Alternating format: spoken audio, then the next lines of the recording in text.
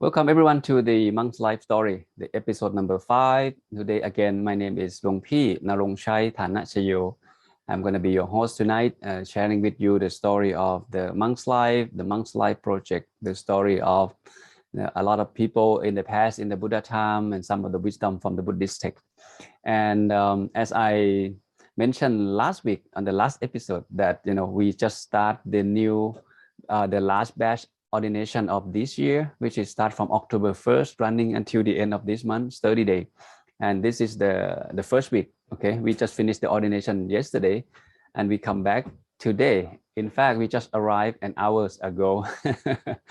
It was a long trip. Okay, about 4 hours from the place that we have the training here in this Pa Pae. This is one district in the Metang district in Chiang Mai, Thailand. Again, share with everyone a lot of merit. Okay, I will share with you the story of the ordination in this episode. Okay, after we meditate together. Okay, and how is your day today? Anything new? Anything updated? Anything you feel grateful?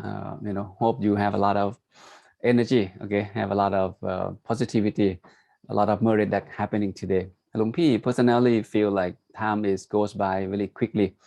I feel like we just entered the rain retreat. Okay, rain retreat means according to the Vinaya or the monastic rules, at the rain retreat, monk need to stay at one place during the rain retreat for 90 days or 3 months. So we entered the rain retreat 2 months ago.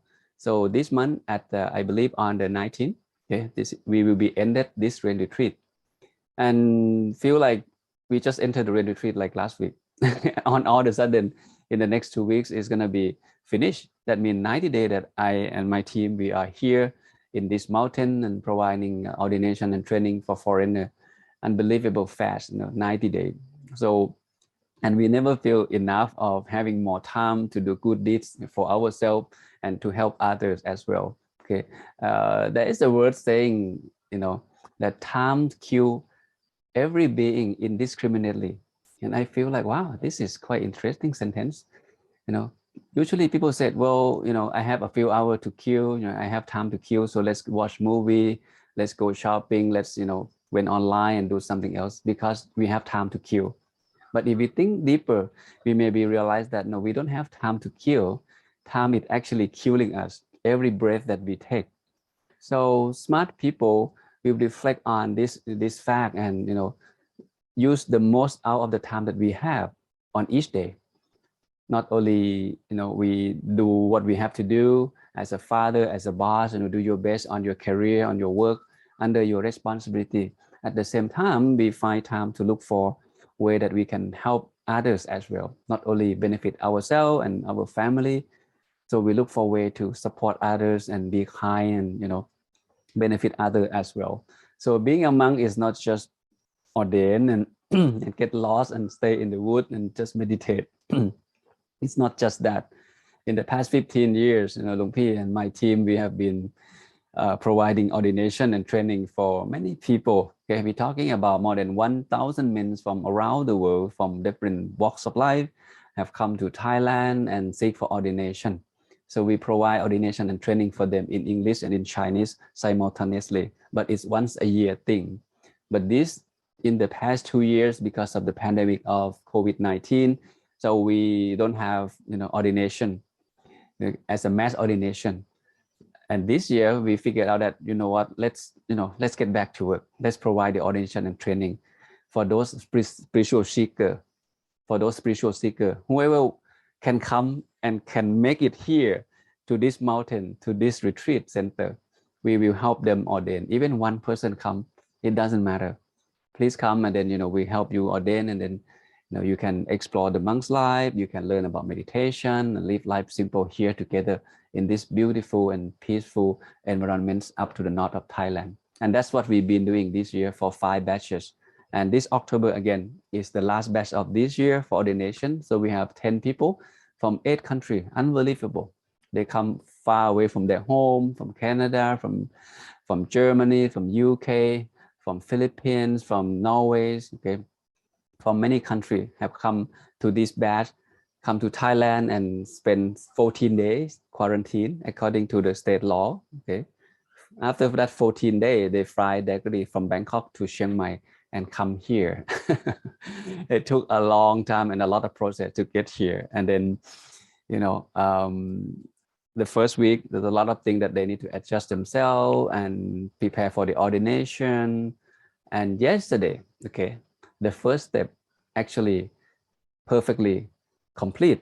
We finished ordination. Everyone ordained as they wish. Okay, and that process is done yesterday. Today we come back, and tomorrow we will start the next step of the training and self-development. We will get back to the monastic life. We will start going arms round to the village, get the food from the lay people, start practicing of eating off from the bowl, and learn how to dress like a monk, learn how to meditate more, and learn more about the wisdom from the Buddha, from the Buddhist text together. And that's for the next 3 weeks.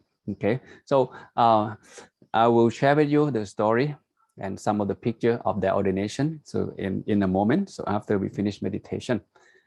So why don't we start off with meditation? Bring the body and mind back, come back to the meditation mode. Let go of whatever happened during the day. I think the end of the day is very important before we go to bed, to bring the mind back to the body, okay, to learn how to forgive, learn how to forget, and learn how to purify our mind, okay, before we go to bed. And the only way, the most effective way to purify the mind, to calm the mind, to let go is to practice meditation. If you are new to meditation, no problem. Whether you Buddhist or non-Buddhist, again, no problem. You are perfectly okay. You're at the right time and at the right place together. So we will practice meditation together. We will hear the story of the ordination of this last batch of this year. And then we will learn something, the wisdom from the Buddha at the end. Okay, so that would take less than 1 hour for tonight. Hope everyone is ready for meditation. So we will sit for the next 15 minutes together. I will guide you of how to practice meditation. So I got asked many times that Luang Pi, if I am alone, I sit by myself, and how do I know that I practice correctly? Is this the right way of me practicing meditation? Should I change the technique? The rule of thumb is just keep it simple. Okay, body relax and mind relax, and let it be. And if you feel good about your own practice, you feel relaxed, you feel peaceful, you feel recharged, rejuvenate, you feel powerful after 5 minutes or 10 minutes of that session. To me, you're on your way. Okay, this is the right practice, because meditation is another name of happiness. If you feel happy, meditation is good. If you feel unhappy, something wrong with your practice. Okay, if we sit and we don't feel happy, what's the point of us sitting meditation 1 hour, 2 hours with pain, with a lot of thoughts, with stress, and we want to quit every single breath that we take? That also telling us that something is wrong with your practice. If you sit, you relax, you feel good, you feel positive, you feel happy, you enjoy, you forget time. These criteria telling us that we are practice correctly. Okay. Okay, so whatever it is, okay, don't stop practice meditation. Tonight again, it's going to be another relaxing night and happy night. As Dong Pi mentioned earlier, I will share with you the story of the ordination of the Monk's Life Project, the last batch ordination and training of this year. Okay, me and my team, we cannot promise anything about next year ordination, but this year we promise to provide 5 ordination and training, 5 batches. And this is the last one of this year. And we feel grateful for that we can keep our promise and we can make it happen. And now everyone who joined the last batch of ordination just got themselves ordained yesterday. And I am so excited about it. I believe all of the guys who just ordained yesterday are so excited as well. Okay. The monk life story is not only the story of the foreign monk who ordained in Thailand. It includes the story of the people back then in the past, in the time of the Buddha. Why did they ordain? There were male monks and female monks as well. Okay, back then, both male and female can ordain. So we'll get to know the story of many of them during this series of the monk's life story, as we meet here once a week on Wednesday from 7 p.m. and to 8 p.m. Thailand time. So this is the monk's life project of this year. Okay, in Papaya, Thailand, is the northern part of Thailand, in this mountain, in this jungle. very peaceful, very nice. And we are in the rainy season. It's rain on and off. The weather is so fresh. I wish everyone could be here and feel the freshness of the air. Okay, day and night here. It's so peaceful here. It's just perfect for the monks training. And the Monks Life Project of, again, this batch, the last batch start from October 1st until the end of October. Is the last batch of this year. I keep emphasizing that because, again, we have a lot of people asking us on email, on Facebook about the next year project. I cannot promise anything at this moment. So the program started last week on the 1st of October. 10 of them from 8 countries have come to this ordination and training and seek for ordination, seek to be a monk, seek to live simple life in this forest, in this jungle, where there is nothing much. Life here is very simple. And we had the practice last week. They get to know each other. They get to know the chanting. They get to wake up early, like 4:30 in the morning, and meditation, do some exercise, do the chore, and we treat them how to, we kind of mimic the monk schedule before they ordain. So they kind of adjust themselves, okay, according to the monastic schedule. So when they ordain, they're kind of familiar with that. And ordination taking place at another temple. It's called Wat Ban Khun. Okay, it's about 3.5 hours from here, from where we train. It's in different districts, but in the same province in Chiang Mai. So 10 of them. So we went there on the 3rd. Okay, so we spent 3 nights. We just came back today to help them get ordained. But before a man can ordain, they have to understand the precept. They have to observe 8 precepts. They have to practice the ordination chanting, try to memorize it. Okay, and first requisite, the first step, they need to shave off their head, including the eyebrow to be shaved off, and that's the starting point. So 10 of them got their head shaved. Okay, at Wat Ban Khun on the 4th of October. The 10 of them. Not only you shave your head, okay, you also, asked to shave your eyebrow as well, okay. And many of them get their head shaved for the first time. And I asked them, how did you feel, about the shaving ceremony? They feel like almost everyone feel the same. They feel relief. They feel the sense of letting go. They feel like I have nothing to worry about my hair anymore. If you reflect on yourself, hair is something we spend so much time on it, especially women, right? We shampoo, we use conditioner, we shampoo our hair twice a day or 3 times a day.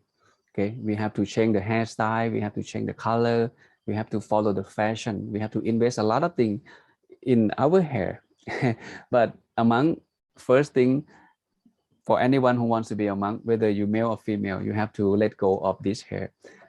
It has to start with some small sacrifice, okay, by letting go of your hair.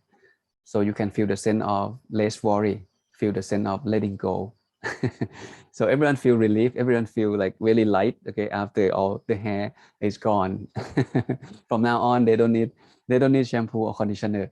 In fact, if they don't disrobe, we don't need that for the rest of our life. Life is so simple. No conditioning, no shampoo, okay, nothing much to worry about. No home, no need to go to the hair salon for the rest of our life. Okay, and this is the beautiful scenics of Wat Ban Khun. Okay, to me, this is one of the most beautiful temple where I have been and visit. Okay, it's located on the top of the mountain. We're talking about 1,200 meters above the sea level. The weather is cool all year round, and not only that, Wat Ban Khun is known for the Buddhist school. Okay, there are more than 200 novices actually live there. They learn the Dhamma there. Okay, from grade 7 to grade 12, 6 years. Okay, it's a boarding school, and this batch is very special. They had a chance to meet with all the novices. They have a chance to live with them, to get to know them, to eat with them, to offering them food as well. So we have a very wonderful experience in these 3 days, spending time with the novice at Wat Ban Khun. After that, okay, the next step is this is on the ordination day. Everyone wearing white and put the lotus in their hand.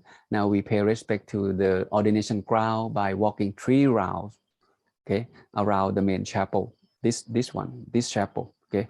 We walk 3 rounds around this chapel, and Also, the lay people can join the ordination ceremony as well. Okay, and most of them are foreigner. They don't have parents come from their country. But as the Buddhist people, when we know that someone ordained, okay, we so happy. We want to be a part of this spiritual journey. So if someone know about the ordination, even though they don't know the person personally, okay, people would come and rejoice in your merit. This is the beauty of the ceremony. It's very sacred ceremony. Some people come, okay, not a lot because of we're still in the time of COVID, but we manage it. Everyone has to put on the mask, okay, follow the right procedure to prevent the spreading of the COVID-19 virus. And then they walk into the main chapel, and their parent, friend, relative, and supporter will be offering their robes. Without the robes, a man cannot ordain. So you need two things. You need robes and you need the bowl. Then you can ordain as a monk. So people offering robe, and then later on they come and receive the bowl. Okay, there are two ceremonies separately. So once you receive the robes, okay, an ordinand will seek for ordination. There are two steps. They will seek for ordination as a novice first. What is novice? Novice is a man who younger than 20. From age 12 to 19, they can ordain as a novice. If someone wants to ordain as a monk or higher ordination, that person must be fully 20. Okay, fully 20. In these 10 participants, there is one gentleman from Norway. He is 19. So he is not qualified to ordain as a monk, but he is qualified to ordain as a novice monk. So 9 of them become a Buddhist monk, and 1 of them ordain as a novice. Okay, but we can join the same training. Then the preceptor. What is the preceptor? Who is the preceptor? Ordination cannot be happening without preceptor and co-preceptor. Preceptor has to be a high-ranking monk and get certified. Not any monk can become preceptor. You need to get yourself certified and pass a certain test. For example, like the Pali, you need to know Pali. You need to know how to, provide the ordination and training for people. So the abbot of Wat Ban Khun he is the chief of the Sangha in Hot District area. With his position, he also certified as a preceptor, so he can, help us and help people get ordained, both Thai and foreigner. It was very beautiful ceremony, and it's very kind support from the abbot himself, and we can feel that. So they seek for novice ordination, okay, and ask for 10 precepts.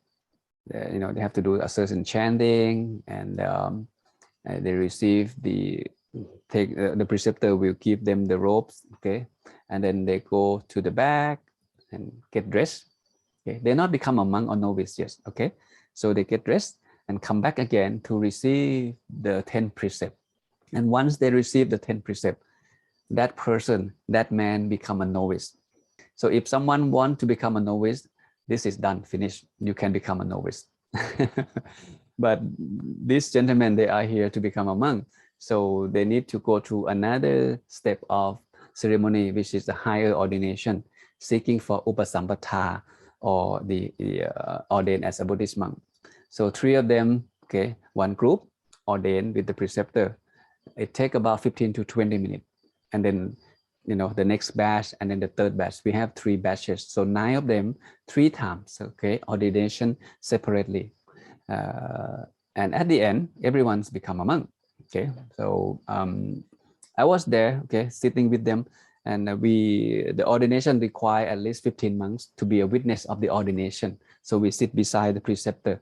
We witness them all. We rejoice in the merit, all of them, and we were there to support them. And this was an amazing experience. I have been, joining ordination many times, and every time I feel special. And each ordination is unique. It has a unique energy. Depends on the group, depend on the temple, depend on the preceptor, depend on the people. And this batch also feel very special because of the chapel at Wat Ban Khun. It's so peaceful. It's very spiritual. I don't know how to put things in word, but there's something there, some energy is there. Just by walk into the chapel, you can feel right away that it's so peaceful, it's so relaxed, it's so sacred. You hear the sound of the wind, you hear the sound of the bell, you smell the lotus flowers, you smell the scents. Everything's just perfectly right. Okay, the energy is just perfectly right. I don't know how to explain that, but I feel good about it, and everyone feel the same thing. Okay, it's very sacred. It takes about 1 hour, okay, to get all of them, 9 of them ordained as a Buddhist monk, and then the ceremony is done. Okay, ordination is not difficult. 15-20 minutes, finish. But the most difficult part is the life after ordination. Okay, for foreigner, ordination may be quite offensive because you have to know Pali, you have to memorize the chanting, you have to be able to give the blessing. There's a lot of things involved that give people a lot of stress, okay, in the first week. But we try to minimize that process, less memorize, okay, and we help them along the way. So 15 minutes, a man can become a monk. But what is more difficult than that is how to be a good monk. What else that they need to know, what else that they need to do after they ordain. And that's the story of the next 3 weeks. Okay. There's a lot of things they need to learn on top of meditation practice. In the old day, okay, there was no higher ordination. It's just ordination. Ordination, again, is an English word. Okay. Original word use the word Banpacha in Pali. Banpacha mean what? Banpacha, again, translate to English as going forth. Going forth mean what? Going forth means going from home to homelessness, going from lay life to a spiritual life. Completely gone. If a man become a monk, that man make decision that I'm gonna be gone from a lay life to a monk's life, completely.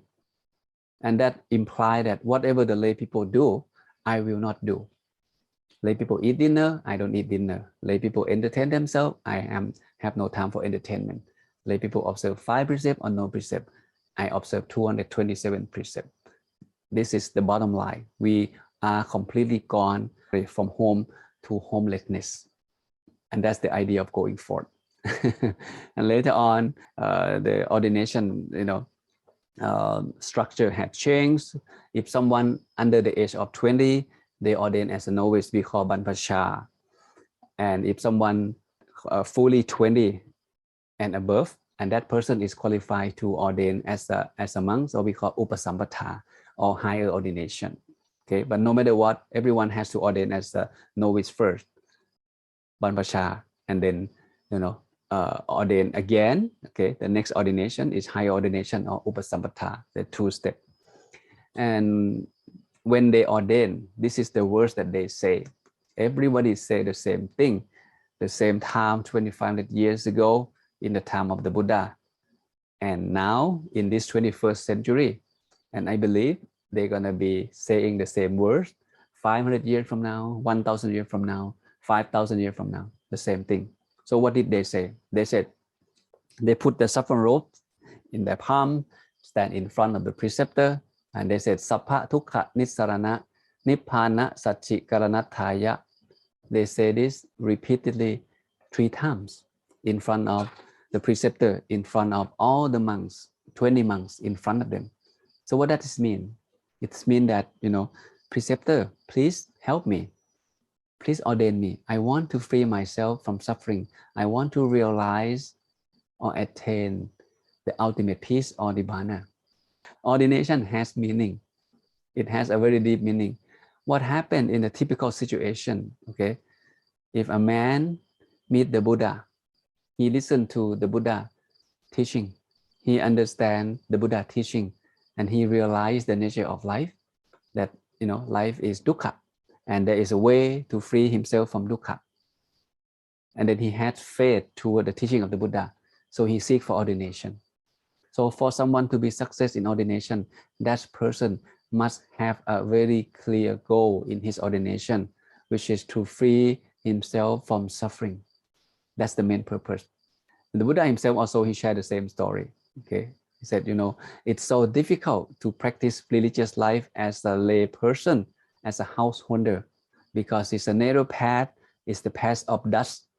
Therefore, I shave off my head, my beard, and got myself ordained, come from home to be a homeless, and put on the saffron robe and live life spiritually, fully.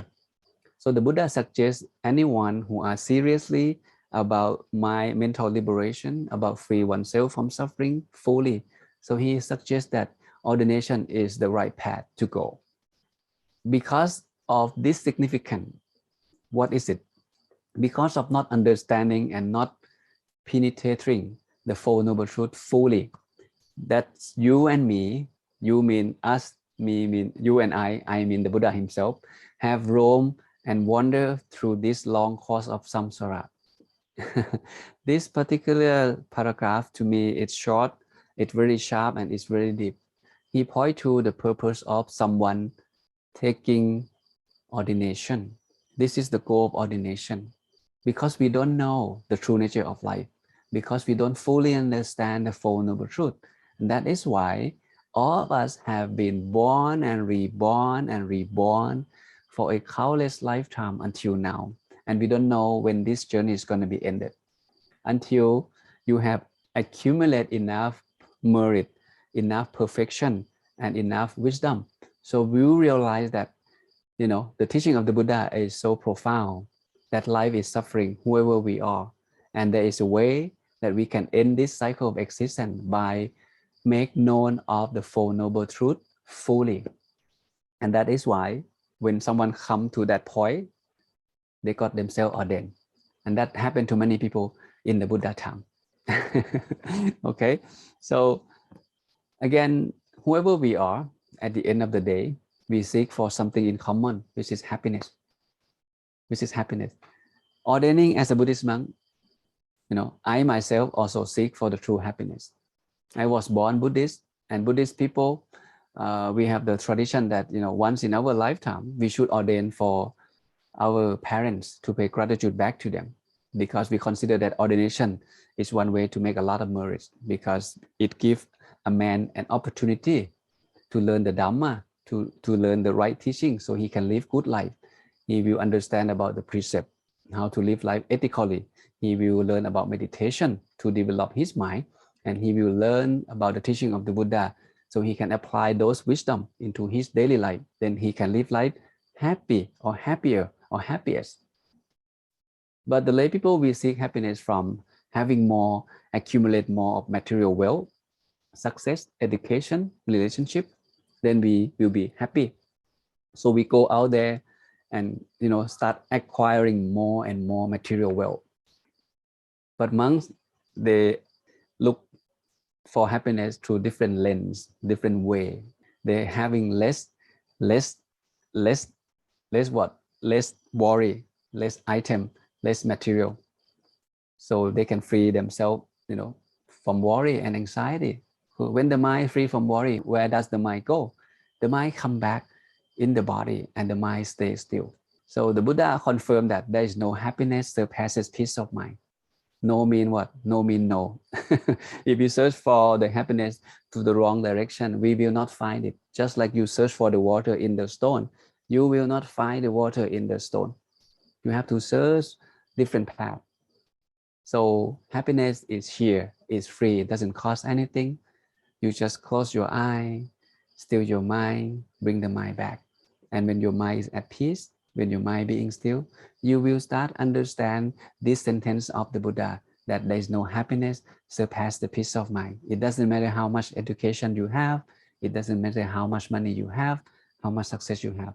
If you never close your eye, if you never still your mind, you will never experience the more refined form of happiness that many people in the past have experienced, that many people nowadays who practice meditation experience.